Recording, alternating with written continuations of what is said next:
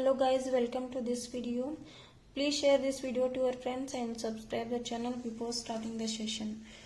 In this video we are going to discuss about differences between SN1 and SN2 reaction. It is very important.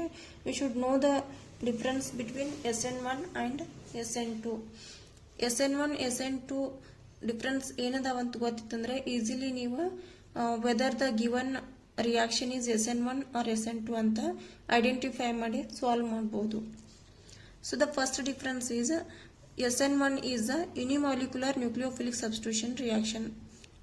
So it is a SN1 unimolecular to the nucleophilic substitution reaction. SN2 in this is a bimolecular nucleophilic substitution reaction. This is the first difference, and the second one is rate is equal to K into hello alkane Rx to the power 1. That means rate is depending only on the hello alkane substrate. That means substrate rate substrate ಮೇಲೆ ಅಷ್ಟೇ depend ಆಗಿರ್ತದೆ, but not depending on the nucleophile ಮೇಲೆ depend ಆಗಿರಂಗಿಲ್ಲ. So in the case of SN2 reaction, rate is equal to K into Rx means substrate hello alkane and nucleophile. Here the rate is depending both hello alkane and nucleophile.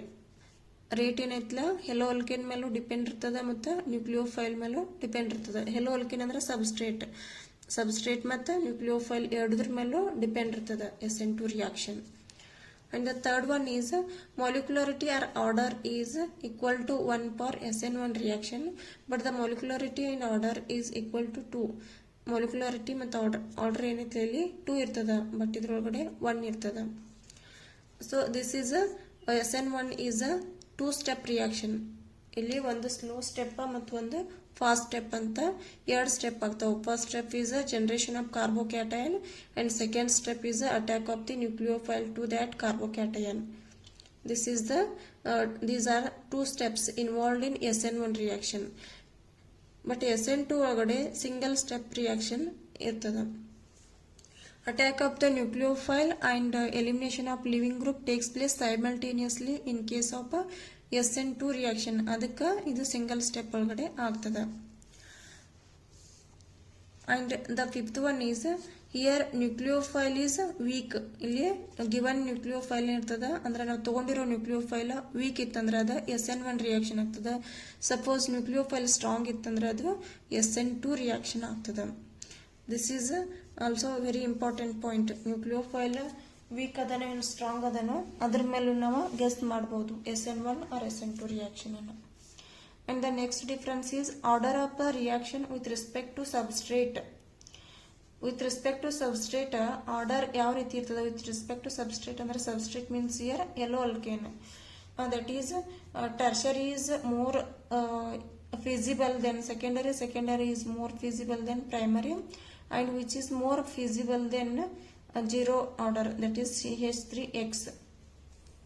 Tertiary ಏನಿರ್ತದಲ್ಲ 3 degree carbocation formation ಆಗೋದಿತ್ತಂದ್ರೆ ಅದು more feasible ಇರ್ತದೆ ಇವೆಲ್ಲಕ್ಕೂ compare ಮಾಡಿದ್ರೆ.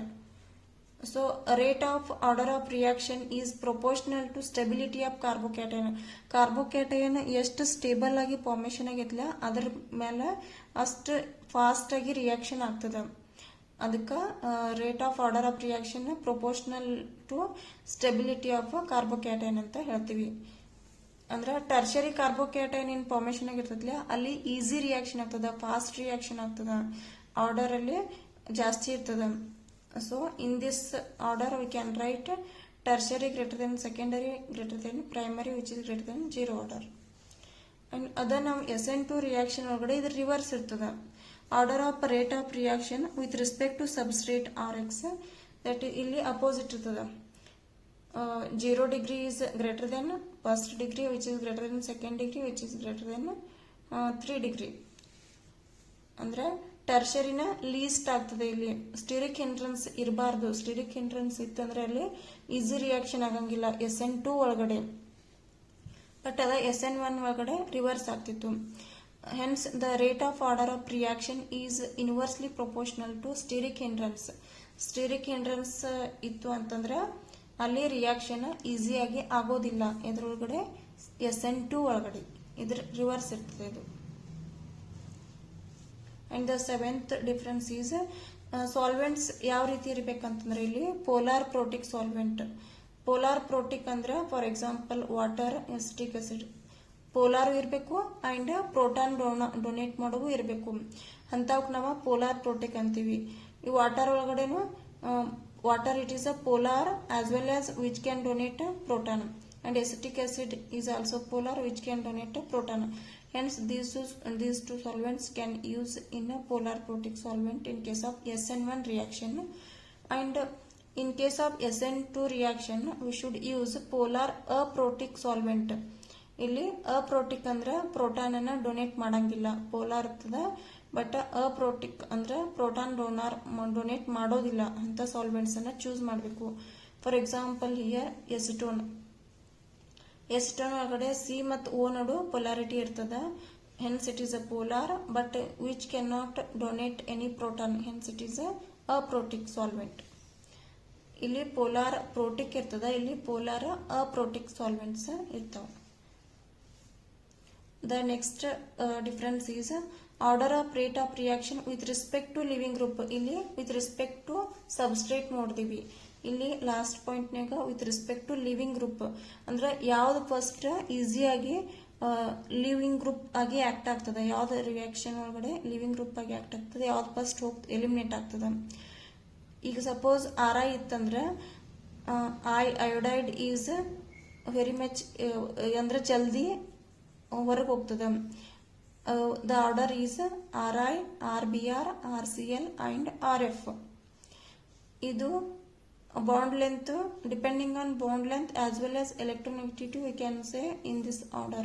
We can write the order of rate of the reaction with respect to leaving group. So iodine ittandre easy agi hogtada, then bromine which is go as a living group, then Cl and which is go as living group, then fluorine. But ಇದ್ರೊಳಗೂ almost similar ಆಗ್ತದೆ. Order of rate of reaction with respect to living group RI, RBr, RCl, RI ಎರಡರೊಳಗಡೆ similar ಇರ್ತದೆ. ಯಾಕಂದ್ರೆ living group depending on their bond length and electronegativity we can say the living group. ಅದಕ್ಕೆ ಇಲ್ಲಿ electronegativity ಕಡಿಮೆ ಇರ್ತದೆ. ಅದಕ್ಕೆ ಮತ್ತೆ this is iodine is a bigger molecule, hence ಇದು ಜಲ್ದಿ ಹೋಗ್ಬಿಡ್ತದೆ. This is the 8th difference.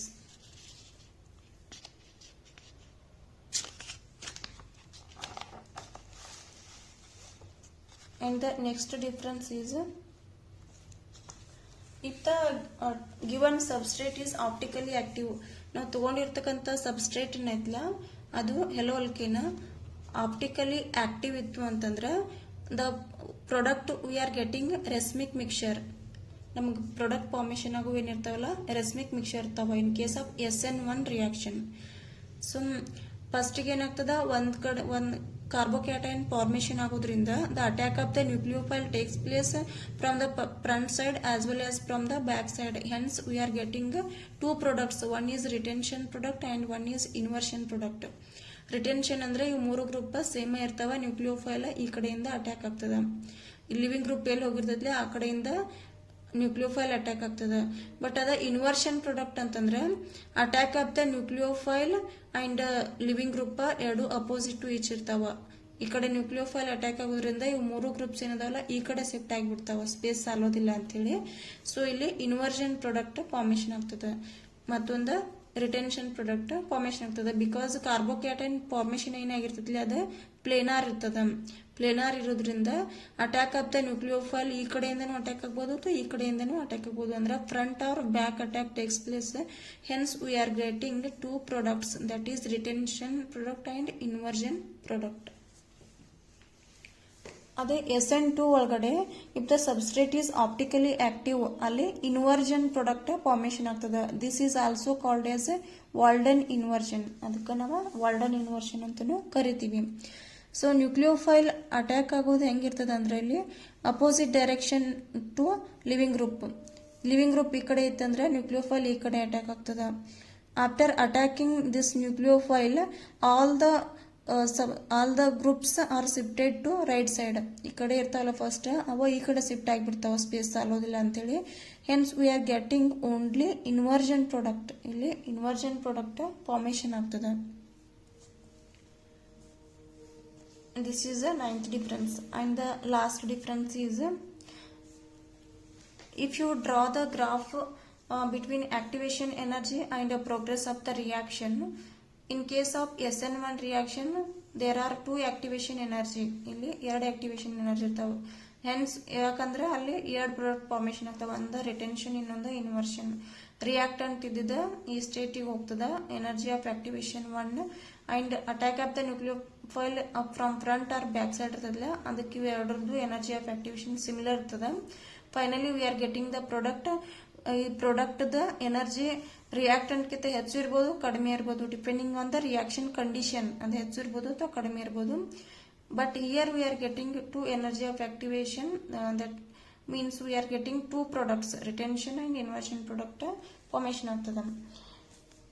ಅದೇ ರೀತಿ ನಾವು SN2 ಒಳಗಡೆ ಗ್ರಾಫ್ ಡ್ರಾ ಮಾಡಿದೀವಿ ಅಂತಂದ್ರೆ energy of activation with versus progress of the reaction. Here reactant ಇದ್ದಿದ್ದ ಪ್ರಾಡಕ್ಟ್ ಫಾರ್ಮೇಶನ್ ಆಗ್ಲಿಕ್ಕೆ ಇಲ್ಲಿ ಓನ್ಲಿ 1 ಎನರ್ಜಿ ಆಫ್ ಆಕ್ಟಿವೇಶನ್ ಇರ್ತದ.